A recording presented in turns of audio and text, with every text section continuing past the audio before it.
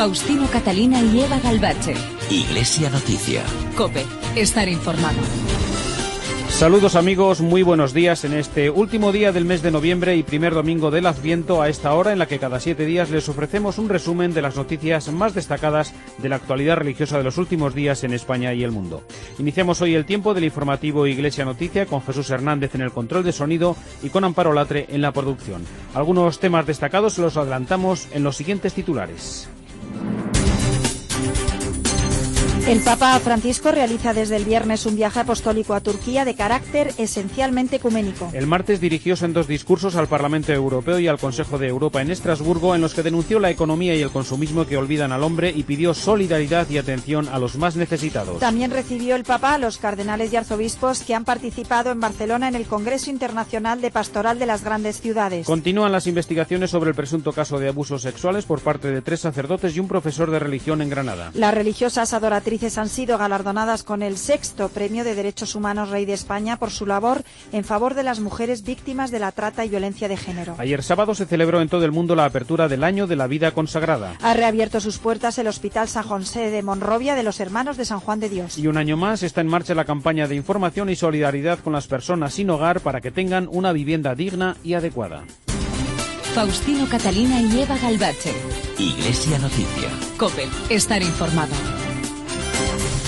El Papa Francisco está desde el viernes en Turquía en un viaje apostólico de marcado carácter ecuménico y de diálogo interreligioso a un país de abrumadora mayoría musulmana y con poco más de 50.000 católicos. Precisamente este domingo, 30 de noviembre, es la fiesta de San Andrés, el patrón del Patriarcado Ecuménico Ortodoxo de Constantinopla, al frente del cual está desde 1991 el patriarca Bartolomé I, que ya se ha reunido con el Papa en varias ocasiones en Roma y Jerusalén. Un viaje que, entre otros objetivos, persigue impulsar el camino hacia la unidad de los cristianos en esta mañana con una celebración litúrgica en la Iglesia Patriarcal de San Jorge y la posterior firma de una declaración conjunta.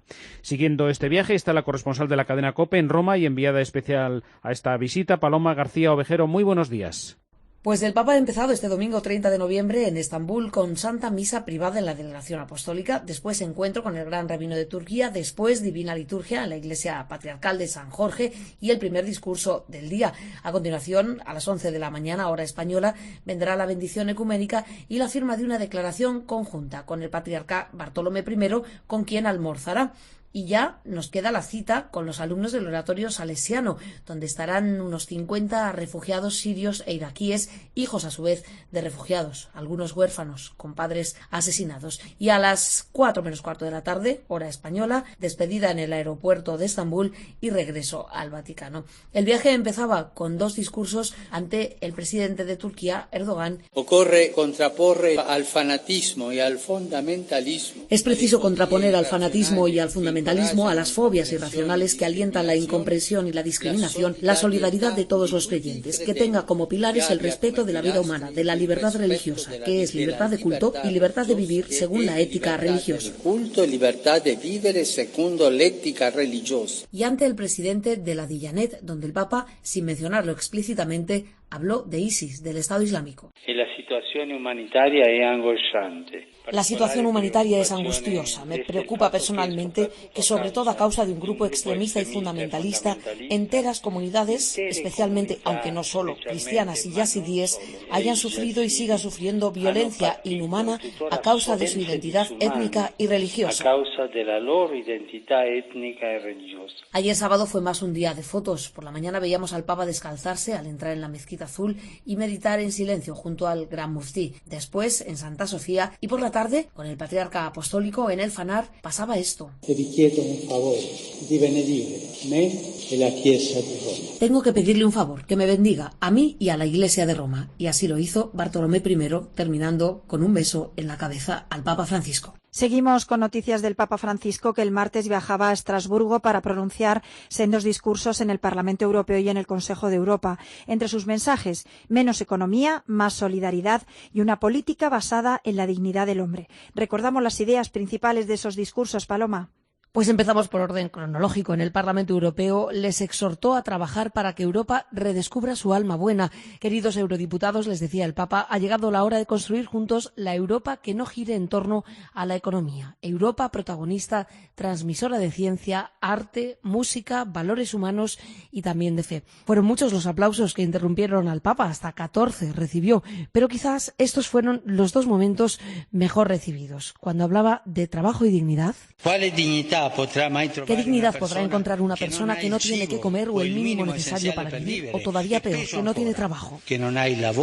Y cuando hizo esta encendida defensa de la vida. Lo notamos purtroppo spesso. Cuando la vida no es funcional. Lo notamos lamentablemente a menudo. Cuando la vida ya no es funcional para este mecanismo, es descartada, sin demasiados remordimientos, como en el caso de los enfermos terminales, de los ancianos abandonados y sin atenciones, o de los niños asesinados antes de nacer.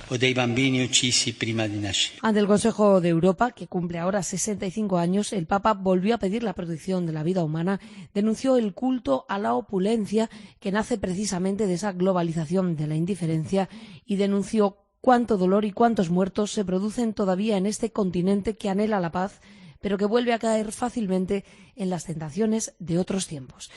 Completamos la información en torno a estos discursos con el comentario del colaborador de Iglesia Noticia, Antonio Pelayo. Buenos días. Buenos días. Los periodistas que habitualmente cubren la información del Parlamento Europeo saben muy bien que en ese hemiciclo los aplausos no son frecuentes y mucho menos unánimes, porque cuando unos eurodiputados aplauden una intervención, los del grupo contrario se cruzan de brazos o se ausentan de la sala. Pero eso resultó tan sorprendente que el discurso del Papa Francisco fuese acogido de forma tan calurosa y que los eurodiputados de todos los partidos interrumpiesen en 10 ocasiones las palabras del Papa con nutridas salvas de aplausos. La única y ridícula excepción a esta unanimidad fue la de los españoles de Izquierda Unida.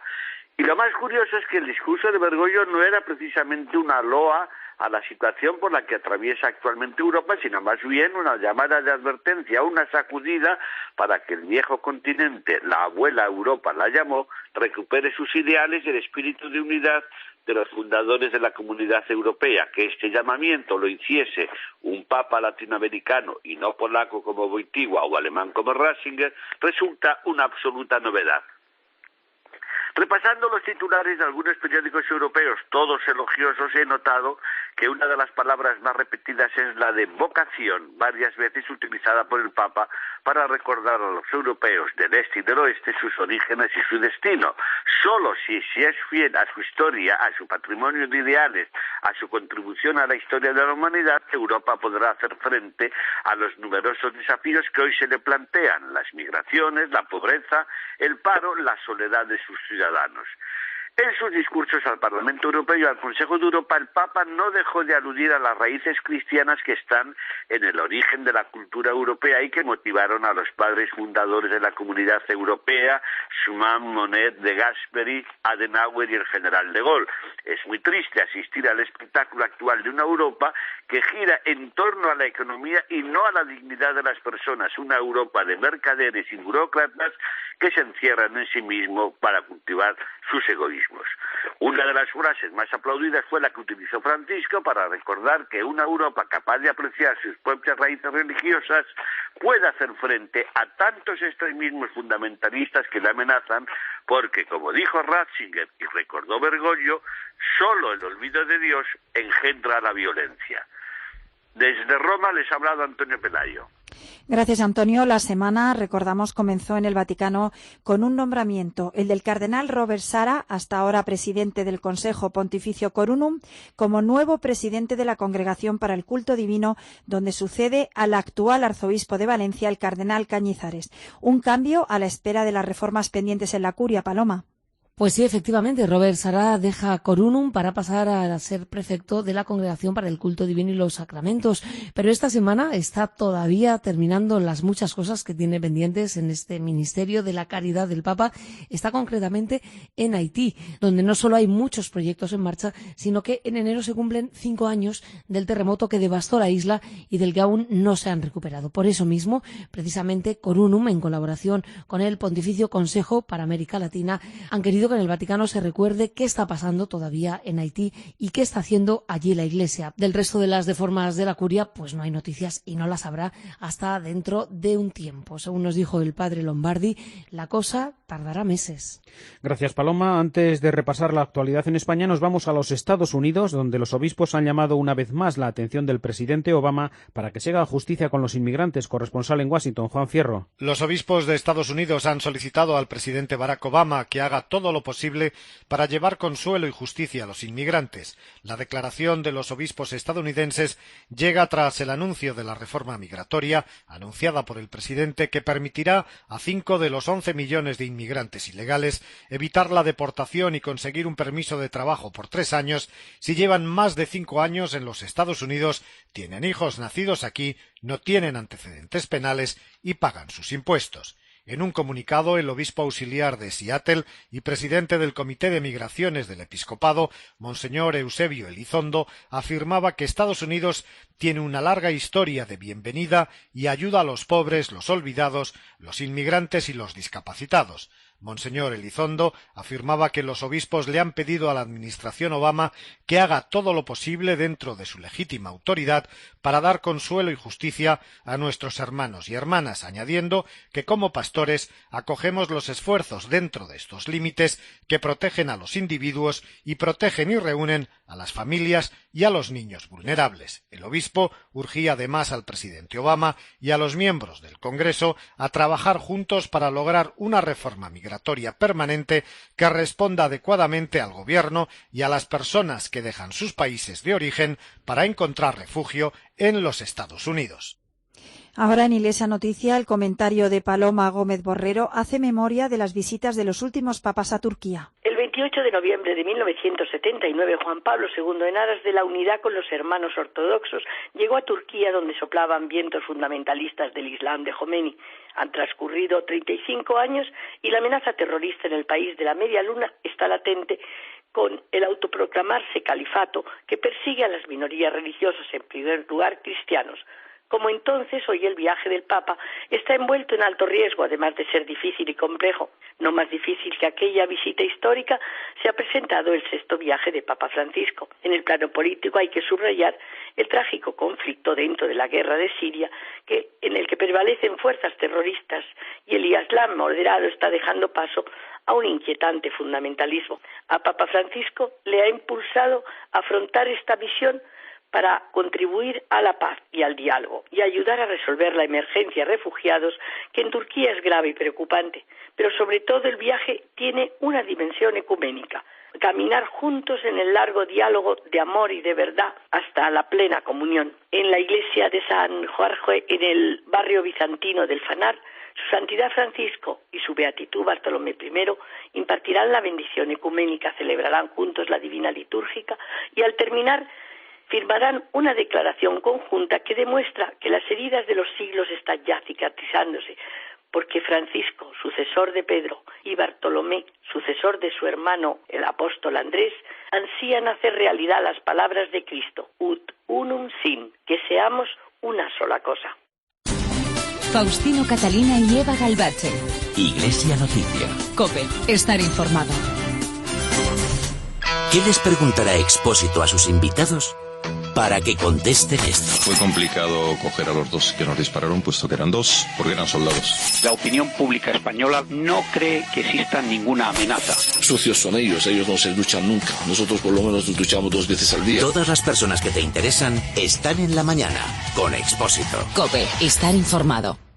Siempre me he llamado María, pero ahora me llamo Justa. Hoy he cambiado mi nombre por los millones de personas que sufren desigualdad en el mundo. Haz como yo, cambia tu nombre, sé Justa. Colabora con Manos Unidas, tu aportación es justo lo que se necesita. Entra en manosunidas.org o envía un SMS con la palabra justo al 28014. Sé Justa. La Virgen conoce tus fallos y te ama. Ella te ayudará a empezar. Acércate con tu familia a la gran vigilia de la Inmaculada este domingo 7 de diciembre a las 9 de la noche.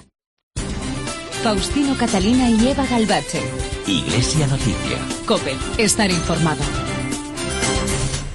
El Papa Francisco recibió el jueves en audiencia a los 23 participantes en el Encuentro Internacional de Pastoral de las Grandes Ciudades que se celebró el lunes y martes en Barcelona con el cardenal Martínez Sistac como anfitrión. COPE Barcelona, Flavia Codinas. Barcelona acogió durante 3 días la segunda fase de este Congreso Internacional de la Pastoral de las Grandes Ciudades, un proyecto que surgió de la mano del cardenal arzobispo de Barcelona, Lluís Martínez Sistac, quien ha conseguido reunir a obispos de todo el mundo para reflexionar sobre el papel de la Iglesia en las ciudades. El acto central tuvo lugar el pasado martes en la Basílica de la Sagrada Familia. Entonces, el cardenal Sistac leyó ante los feligreses una carta del Papa Francisco. En la misiva, el Santo Padre pedía que la Iglesia sea una institución cercana para los que habitan en las ciudades, a la vez que recordaba que la palabra de Dios debe llegar a todo el mundo sin condición ni discriminación. La Iglesia tiene la misión de hacer llegar la buena noticia de Jesucristo y su amor salvador a los diferentes ambientes, sin temer al pluralismo y sin caer en discriminación alguna. En su carta, el Papa Francisco también decía que esta presencia de Dios en las ciudades las convierte en espacios de paz y convivencia. Nuestras grandes urbes son las ciudades de Dios y de los hombres y mujeres que desean con esperanza una ciudad en donde Dios enjugará todas las lágrimas, o no existirá la muerte, el duelo, ni crímenes ni sufrimiento. Todo esto es lo que deseamos y el que por la presencia de Dios en las ciudades poco a poco se va consiguiendo. Y como broche final a este congreso, los mismos obispos que escuchaban en Barcelona estas palabras del pontífice pudieron hablar directamente con él, con el Papa Francisco, en una audiencia privada en Roma. Y recordamos que ayer sábado, en la víspera de este primer domingo de Adviento, con distintos actos litúrgicos celebrados en centros, iglesias y catedrales de todo el mundo, comenzaron las celebraciones del Año de la Vida Consagrada convocado por el Papa Francisco.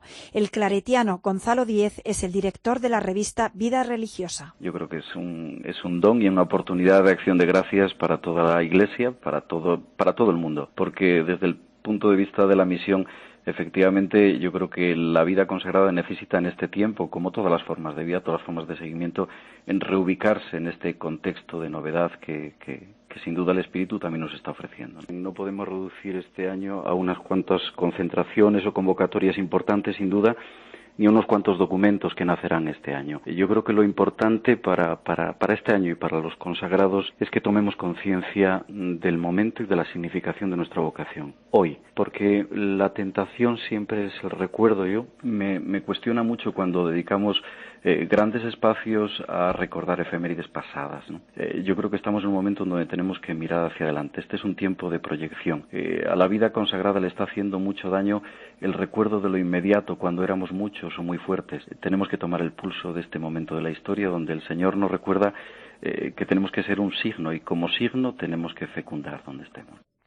En este último domingo de noviembre se celebra el Día de las Personas sin Hogar, con el que cada año diversos colectivos y asociaciones, entre ellos Cáritas, quieren ayudar a la sociedad y las administraciones a tomar conciencia de la necesidad de que todas las personas tengan una vivienda digna y adecuada. Hoy día hay en España más de 30.000 personas que viven en la calle y cerca de 4 millones en unas condiciones indignas. Enrique Domínguez trabaja en Cáritas Española. Bueno, nosotros enmarcamos la campaña de Personas sin Hogar este año dentro de la reivindicación de una vivienda digna y adecuada para todas las personas. Son ya 22 años de campaña, empezamos en el 92 y sí que intentamos que cada año quede de manifiesto pues una situación que creemos que por la que todavía hay que sensibilizar, que todavía hay que denunciar, y en este caso pues nos parecía que la vivienda como derecho humano y como herramienta de trabajo en dignidad pues era cuando había que hacerlo, ¿no? Entonces este año es lo que reivindicamos. El obispo de Calahorra y la Calzada Logroño, Juan José Omeya, nos habló en el espejo de COPE del contenido del borrador del documento sobre la realidad social en España que se presentó en la última asamblea plenaria. El dolor que produce la precariedad del trabajo, evidentemente, en todos los niveles, porque coge a los adultos, coge también a los de mediana edad, pero sobre todo también a los jóvenes, que son los que viven con menos posibilidad y quizás es el tiempo de la esperanza, del compromiso, pero no solamente el tema laboral. Vemos también mucha gente en soledad, vivimos en un mundo muy individualista, está el tema también que hace sufrir muchísimo a las familias, todo el tema de rupturas familiares, muchas por causa de desahucios, soledad, mucha gente, los ancianos que se quedan solos, el tema de la vida, que también es importante, los que no pueden nacer, el respeto y la dignidad de cada persona. Y por otra parte tenemos otra mirada a los inmigrantes. Es que en el documento hacemos un análisis de toda la realidad y vemos esos ámbitos de pobrezas actuales que antiguamente no teníamos en un desarrollo mayor.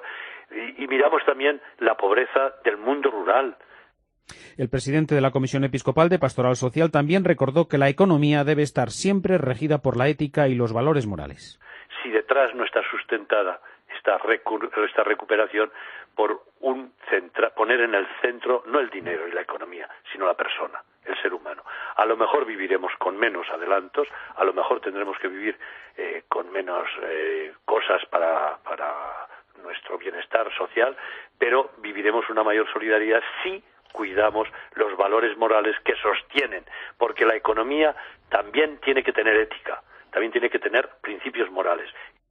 El administrador apostólico de la Archidiócesis de Zaragoza, Manuel Almor, hizo pública el jueves una nota para aportar luz y transparencia a las informaciones publicadas en torno a la renuncia de su arzobispo, Monseñor Manuel Ureña. Desde COPE Zaragoza, Enrique Pérez. En una nota de prensa enviada a los medios de comunicación, el arzobispado recuerda que el Papa Francisco aceptó la renuncia del arzobispo de Zaragoza, don Manuel Ureña, por motivos de salud y que puede justificar el pago extraordinario de 60.000 euros del que tanto se ha hablado estos días al diácono don Daniel Peruga Martí, a través de la nómina de noviembre. Ese, asegura la nota, es el único pago que se ha realizado con fondos del arzobispado.